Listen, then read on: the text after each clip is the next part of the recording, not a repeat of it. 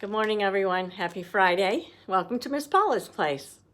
And this week, I was thinking about something that I love to do in the summer and in the winter, and sometimes in the fall and sometimes in the spring. I like to fish. And so when I came in the house the other day and I was thinking about what book we'd read, I wanted to find one that had something to do with fishing. And so I found one of my favorite books. Of course, it's a favorite, right? And it's from a book with other stories in it too. It's kind of a collection of stories. And it's a rhyming book.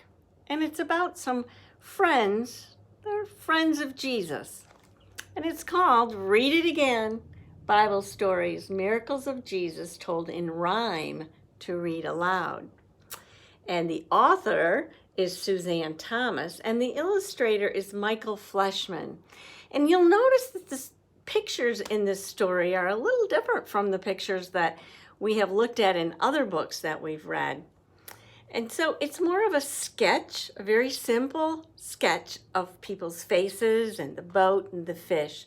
So I hope you'll enjoy this. So let's go fishing. The fishing trip. Peter and Thomas, Nathaniel and James, John and two more, I'm not sure of their names, together climbed into a boat one night. They pushed off from the shore, pulled their fishing net tight, and quietly waited and worked and wished and watched. But where in the world were the fish? Have you ever been fishing an hour or two? And I think it's a lot of great fun. Don't you? But most of the fun is when you finally find a fish on the end of your fishing pole line. And now some fish are big and some are small. But that night, Jesus's friends caught no fish at all. No salmon, no tuna, no guppy, no shark, no catfish or sole. By now, it was dark. No codfish, no bluegill, or flounder, or sun, no blowfish. No fish. No, not even one. And believe me, that just isn't much fun. Still, they kept at their work. And they kept tending their net, but I'm sorry to say, all it got was just wet. Till the moon began dimming, the stars were less bright, and the sky started glowing a soft, pinkish light. It's morning, they yawned. Why, we've been here all night. Then, looking back about 300 feet, maybe more, the men spotted someone alone on the shore. I wonder who that is. That someone was Jesus, but his friends didn't know. So he called to the men in a soft morning glow, "Have you caught any fish?" And they answered, "Oh, no. We've worked hard all night, but no fish," his friends cried. And Jesus said, "Cast your net on the other side." They admitted that was something they hadn't tried. Now, these men had been fishing since each was a kid. And if anyone knew about fishing, they did. Do you think after working all through that long night, it would make a difference? The left or the right? Well, they thought they may have just wanted to go home to bed. But these fishermen, they did what Jesus had said.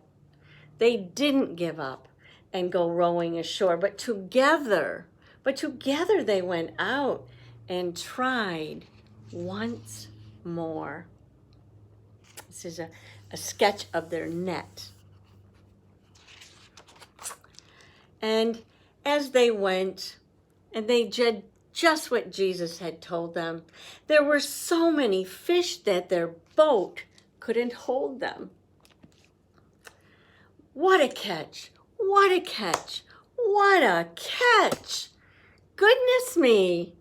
Peter counted 153. So many fish out of only one lake. It is really surprising their net didn't break. Then they knew that it was Jesus. They didn't think twice. Who else would have given them such good advice? And Peter got so excited. He put on his coat and jumped in, swimming back without any boat. Oh my, look at that. And you know, after working hard throughout the night, they had also worked up quite an appetite. So back to the shore with a full net they rowed, a net that I'll bet wasn't easily towed.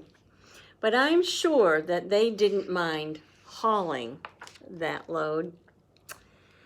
They met their friend Jesus on the shore of the lake, and he greeted them with a fresh fish breakfast bake.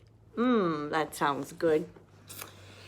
Just an hour before, his friends wouldn't have guessed this, but now they were having a fish fry for breakfast.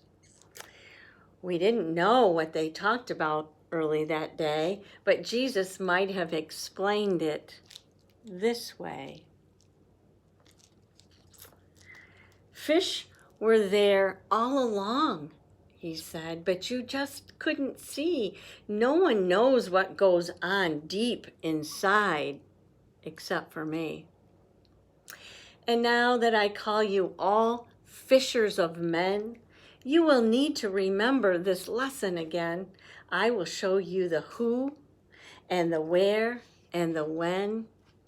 For I know when a fish is ready to bite, and I know when a person's heart is just right. So never give up and come rowing ashore when I ask you to go out and try it just once more.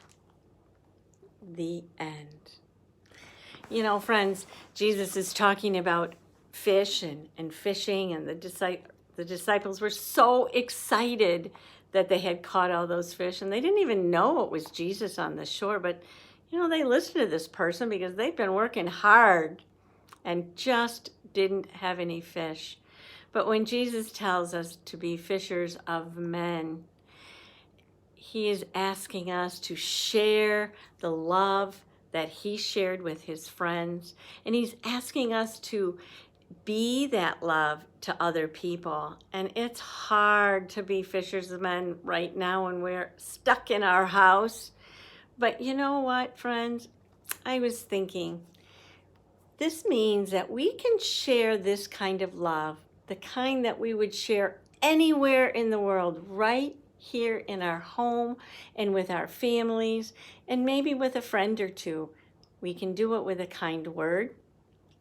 We can do it by sharing our toys. We can do it by writing a note to somebody or drawing them an exciting picture and putting it in the mail.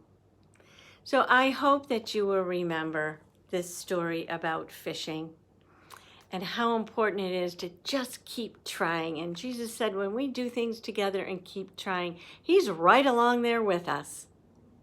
I hope you enjoyed the story today, and I'll see you next week. Have a fantastic weekend. Bye-bye.